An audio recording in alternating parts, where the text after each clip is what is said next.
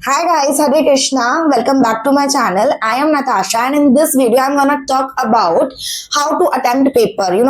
ये बहुत बहुत बहुत इम्पोर्टेंट चीज है और ये आपको मतलब पूरे साल एक ही टाइम मतलब जिस तरीके से आप करते आए हो या तो फिजिक्स से स्टार्ट कर रहे हो या बायो से स्टार्ट कर रहे हो वो आपको पूरे साल ट्राई नहीं करना, पूरे साल उसी पे स्टिक रहना।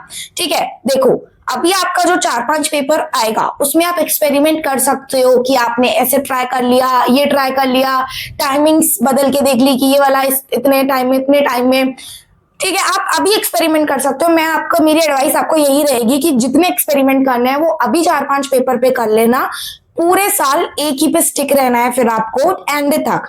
ठीक है, और दूसरी चीज मैं आपको ये बोलूंगी, आप ना किसी के कहने पे मत आना कि वो बायो से स्टार्ट करता है तो आप बायो से स्टार्ट करने लगे, वो केमिस्ट्री से करता है तो आप केमिस्ट्री से स्टार्ट करने लगे। नहीं, अपनी स्ट्रेटेजी खुद बनाना, खुद देखना कि आप, क्योंकि हर किसी का माइंड सेम नहीं होता।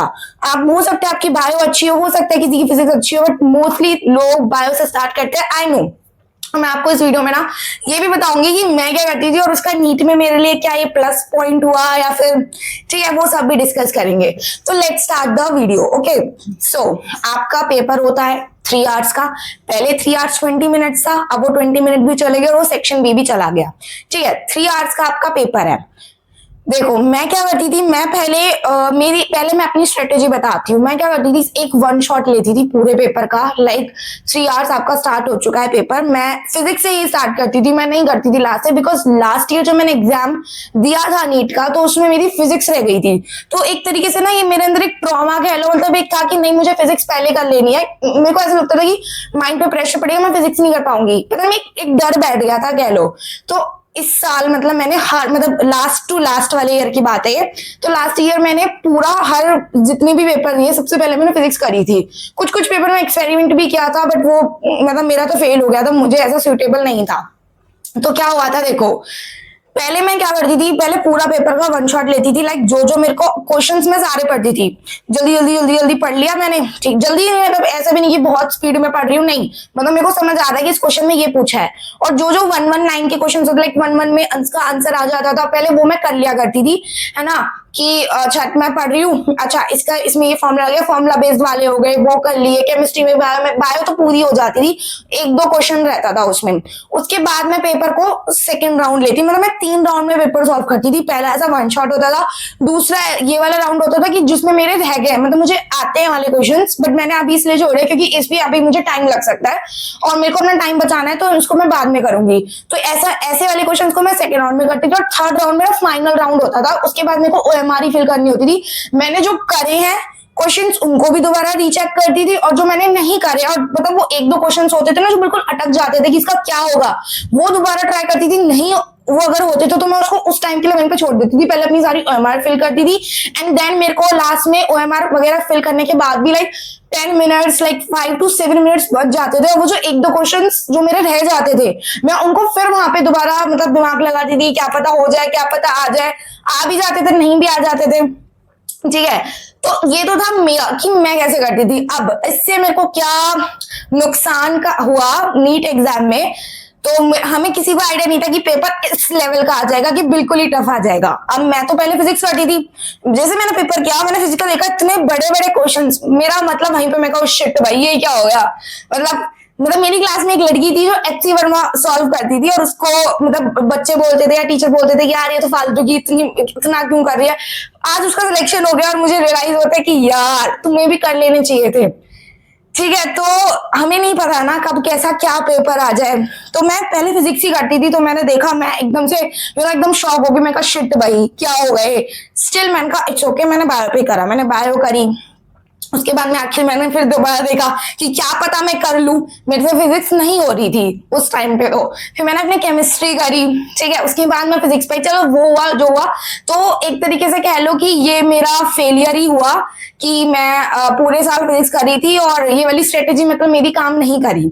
नीट एग्जाम में, ठीक है। और मेरे को तो इसका बहुत बड़ा ड्रॉबैक मिला। ओके, तो आप ये मिस्टेक मत करना, पहली बात तो। और मतलब अपनी स्ट्रेटेजी खुद ही आप बनाना। मेरे से आप सिर्फ एक एक स्ट्रक्चर है ना, माइंड मैप ले सकते हो कि मैं इस टाइप से अपना डिजाइन कर सकता हूँ। ये 3 राउंड वाली स्ट्रेटेजी होगी जो कि बहुत इंपॉर्टेंट है ना। तो आप लेके आ ही सकते हो। बाकी आपको कौन पहले करना है कौन बाद में करना है, ये आप। एंड एक चीज और हुई थी, मतलब हमारे कोचिंग में इतने टेस्ट होते थे ना, मतलब वो तो बेस्ट टेस्ट थे और बहुत अच्छे, मतलब टेस्ट की तो मैं क्या बोलूं, बहुत अच्छी थी टेस्ट सीरीज जो भी होती थी। तो हम शुरू से ही हमने बहुत टेस्ट दिए हुए थे। मतलब जब कोई किसी और कोचिंग को स्टूडेंट जब स्टार्ट कर रहा है ना फुल सिलेबस टेस्ट, तब तो मैंने 20 टेस्ट हमारे हो गए थे फुल सिलेबस वाले। तो और जब ये नीट का आया कि जब आया एनटी की वालों से कि 3 घंटे का पेपर होगा, तो जो वो एक माइंड मेकअप हुआ पड़ा था 3 hours 20 minutes का, ऐसे ऐसे ऐसे, वो थोड़ा सा वहां पे ब्रेक हो गया। एंड देन मतलब वो 3 hours वाले की प्रैक्टिस ऑफ कोर्स उतनी नहीं थी जितना 3 hours 20 minute की थी। हाँ ठीक है, सेक्शन बी हटा दिया, बट वो तो वैसे भी भाई बेफालतू के क्वेश्चन होते थे, उनमें तो वैसे भी टाइम वेस्ट ही होता था। बट हाँ, कुछ ना कुछ होप होता था कि चलो ये नहीं आ रहा तो और तो है, तो एक माइंड में रिलीफ रहता था सेक्शन बी करते हुए, वो मैं मानती हूँ। ठीक है, अब जो हुआ ठीक है, हो गया। अब मैं आपको बताऊंगी मॉडिफाई करके थोड़ा कि आप क्या चेंजेस लाओ और आप ये वाला ट्राई करो, और फिर मुझे बताना कि आपको ये सुटेबल है नहीं है, और आप अपनी अपनी तरीके से मॉडिफाई कर लेना, ठीक है। Again it's all depend on you कि आप पहले बायो करते हो क्या करते हो। मैं आपको बताऊंगी आपको कैसे करनी है अभी, ठीक है। फॉर एग्जाम्पल, आपने बायो से स्टार्ट किया, ठीक है, पेपर करना आपने बायो से स्टार्ट किया, आपको पेपर हाथ में आया एंड आपने बायो ओपन करी। आप लास्ट से बायो ओपन करना, लाइक जूलॉजी का सबसे 180 क्वेश्चन से आपने स्टार्ट कर दिया, ठीक है। आप अगेन बायो में हर एक एक क्वेश्चन को उस पर पेन रख रख के पढ़ना, जो आपके नोट आ जाए, जैसे मतलब कुछ भी आ जाए ना, आपका नोट आ जाए, आपसे इनकरेक्ट पूछा हो, आपसे करेक्ट पूछा हो, ऐसे ऐसे वर्ड्स को आप मार्क कर लेंगे, लेकिन ऐसे सर्कल कर लेना, ठीक है। और ये सच में कर लेना भाई, ये इतनी गंदी सिली मिस्टेक्स होती है ना जिनका बाद में इतना रिग्रेट होता है। और ये मिस्टेक्स मैंने भी पहले बहुत करी होंगी, बट उसके बाद मैंने इंप्रूव उनको ऐसे ही किया। मतलब मैं क्वेश्चन पढ़ रही हूँ तो पेन रख रख के पढ़ रही हूँ एकदम, और अपना फुल फोकस। बच्चों में ना ये भी कमी होती है कि उनका ध्यान जो होता है ना वो डाइवर्ट होता है। हमें लग रहा है कि हम पेपर कर रहे हैं और हमारा फुल फोकस है पेपर पे, बट ऐसा नहीं होता भाई, वो नहीं होता। वो माइंड कहीं ना कहीं डाइवर्ट रहता है। मैं बताऊं, मेरा क्या माइंड जब आता रहता था, एंड एंड एंड आता रहता था पेपर का, मेरे दिमाग में क्या चल रहा होता था, ओके अब तो नेक्स्ट पेपर है, उसका ऐसे ऐसे प्लान कर ले। मतलब मैं क्यों चलता था दिमाग में, पर चलता था, मतलब मेरे अंदर फोकस की कमी थी ना। फिर उसके बाद मैंने ये वाली चीज भी मतलब मेडिटेशन योगा से सही करी काफी हद तक, बट स्टिल वो थोड़ा ना प्रेशर कह ले कुछ तो रहता था दिमाग के अंदर। तो सबसे पहली बात, आपको फुल फोकस होकर पेपर करने बैठना है, ठीक है। तो आपने बात स्टार्ट करी, आपको पेन रख रख के एक एक लाइन पढ़नी है, और जो भी आपको ऐसा ऐसा वर्ड लगे कि इस वर्ड का काफी यूज है इस क्वेश्चन में, उसको आपको मार्क कर लेना है, ठीक है। आप करते जा रहे हो, आपकी bio last to last like 30 to 35 minutes में डन हो जानी चाहिए बायो। ये बहुत एक्स्ट्रा टाइम बता रही हूँ, मतलब एक टाइम तो ऐसा आया था कि 30 to 35 मेरे को OMR के साथ करने में लगते थे, ठीक है। तो आपको बायो 30 to 35 मिनट्स में कंप्लीट कर लेनी है, उससे ज्यादा भी लग सकता है। देखो आप तो असर्शन रीजन के भी आते हैं, है ना, तो लग जाता है बच्चों को 40-45 लग जाता है। जैसे आपकी बार जो नीट एग्जाम आया था तो उसमें 50 मिनट्स लगे थे बायो को करने में, ठीक है। और ये कोई नई बात नहीं है, ऐसा पहले भी एनटीए कर चुका है, लाइक बहुत सारे असर्शन रीजन कर देगा, बहुत सारे स्टेटमेंट बेस्ड कर देगा। बताए आपके जो असर्शन रीजन हो गए, आपके स्टेटमेंट बेस्ड हो गए, वो आपको तभी आपके सही करेक्ट होंगे जब आपने वो जो बुक है ना एनसीईआरटी, वो एकदम रटी हुई होगी ना, एकदम आपको एकदम कंसेप्ट क्लैरिटी होगी ना आपके, तभी वो क्वेश्चन होंगे। आपको पता है, देखो असर्शन रीजन में ना नीट वालों में इतना दिमाग नहीं लगाना होता ऑनेस्टली।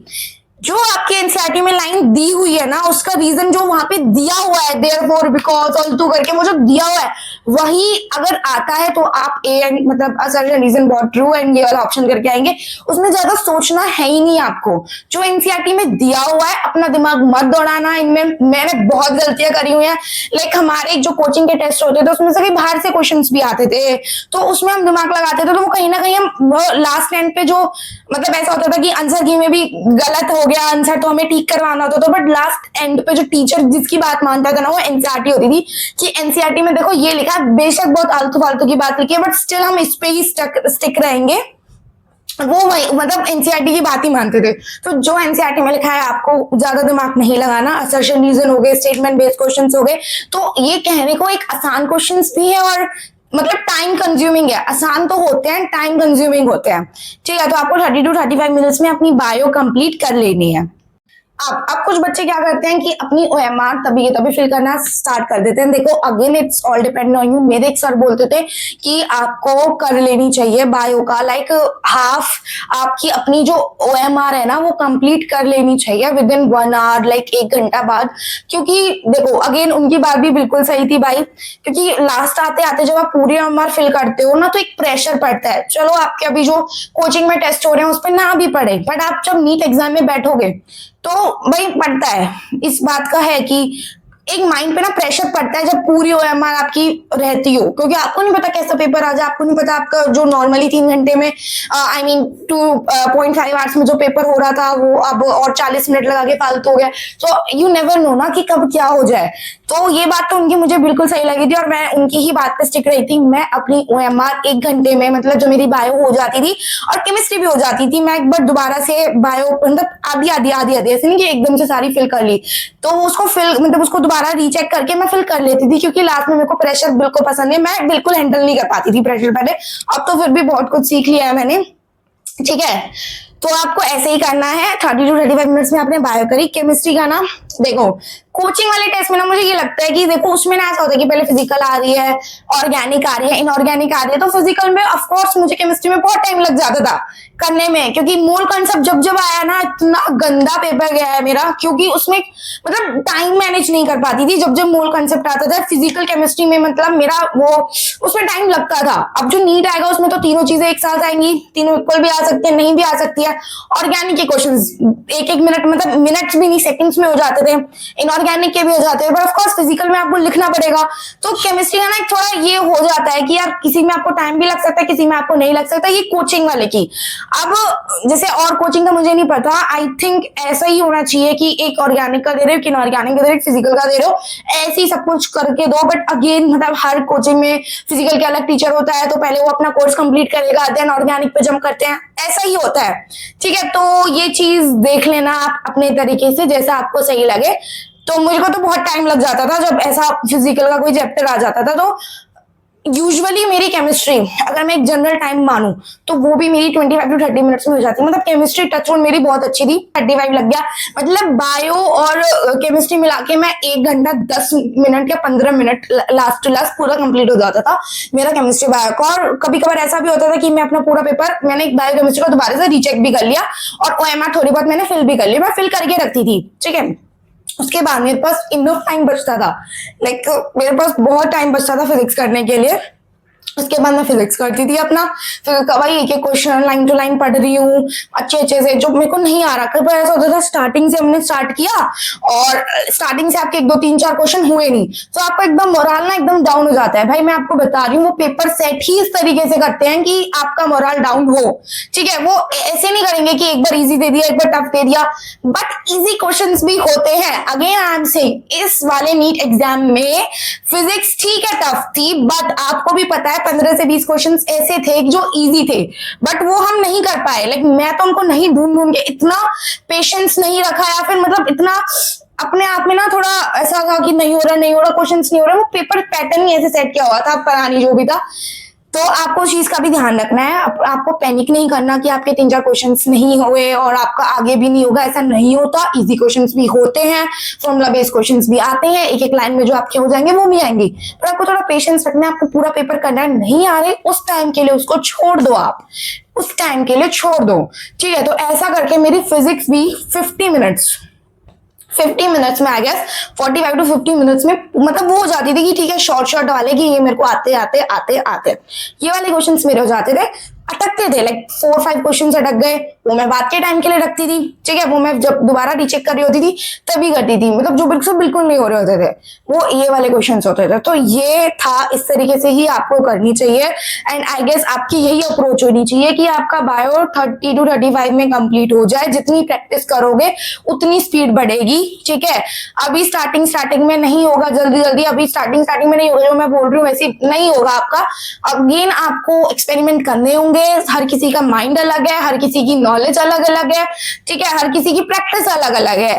अगेन कि कोई बच्चा भाई फिजिक्स की प्रैक्टिस बहुत करता है, कोई बायो की बहुत करता है, तो आपको ये एक्सपेरिमेंट तो देखो खुद ही करने होंगे। बट मैं आपसे ये जरूर कहूंगी कि जितने एक्सपेरिमेंट करने हैं, ये 4-5-6 ब्लास्ट क्लास पेपर पे आप करके देख लो कि इस तरीके से करके देख लिया, इस तरीके से करके देख लिया। एट दी एंड आपको वही फॉलो करना है जो आपने पूरे साल फॉलो करना है। तो ये अगर आपने अपनी स्ट्रेटेजी एंड टाइम पे आके चेंज करी तो इसका भी एक नेगेटिव ड्रॉबैक चला जाएगा, उसका भी एक नेगेटिव पॉइंट हो जाएगा आपके एग्जाम में। तो आप इस चीज का भी ध्यान रखिए। 30 to 35 मिनट्स में बायो कीजिए एंड अगेन इतने ही सिमिलर टाइम में आप केमिस्ट्री कीजिए एंड 45 to 50 मिनट्स में आप जितनी प्रैक्टिस है आपकी फिजिक्स में उतनी हो जाएगी। फिजिक्स में इतना नहीं होता, ठीक है, आपके पास बहुत टफ टफ पेपर आते हैं ऑफकोर्स, लाइक, बट आपको एक पैटर्न जो आप न्यू एक तरीके से आपने फ्रॉम जीरो स्टार्ट किया होगा, तो अगर आपकी अच्छी प्रिपरेशन रही होगी तो आप अगले साल का नीट भी बहुत अच्छे से दे पाओगे। अभी तो शौक लगा आपकी, तो हमें आदत थी, ठीक है, प्रीवियस ईयर करने की 25 से 30 क्वेश्चन PYQs में ऐसे आते थे, ठीक है। आपकी बार का तो केस ही अलग था, तो बात ना करें तो अच्छे। आप अपनी जेन्युइन तरीके से अपनी स्टडी को करें एंड मतलब हर चीज को अच्छे से समझे। समझना बहुत जरूरी है, रटने से कुछ नहीं होता। कंसेप्ट आपकी क्लैरिटी बहुत इंपॉर्टेंट है किसी भी। मैं बायो की भी कह रही हूँ, ठीक है, बायो में बहुत ऐसी चीजें लाइक एग्जाम्पल्स हो गए, साइंटिस्ट का डाटा हो गया, फैक्ट्स हो गए जो आपको रटने होते हैं एट द एंड, ठीक है। उसमें बोलने की मेरे को जरूरत नहीं है। बट जैसे आपका प्लांट फिजियो हो गया, वो बिल्कुल आपका ना समझने का खेल है, आपको इतने अच्छे से समझ आ गया, ठीक है। यहाँ इस वाले पॉइंट पे ATP यूज हो रही है, यहाँ पे NADPH यूज हो रही है, मतलब थोड़ा मैथमेटिक्स कैलकुलेशन हो गया, एक NADPH भाई इसके इक्वल होता है, आपकी पूरी कैलकुलेशन बिठाएगा। आपने एक बार वो चीज समझ ली ना, फिर आप प्लांट फिजियो को कभी नहीं भूल पाओगे। और मैं ह्यूमन फिजियो की बात करूं भाई, ह्यूमन फिजियो तो अगेन उसमें तो आपको सारा लर्निंग ही करना है, ठीक है।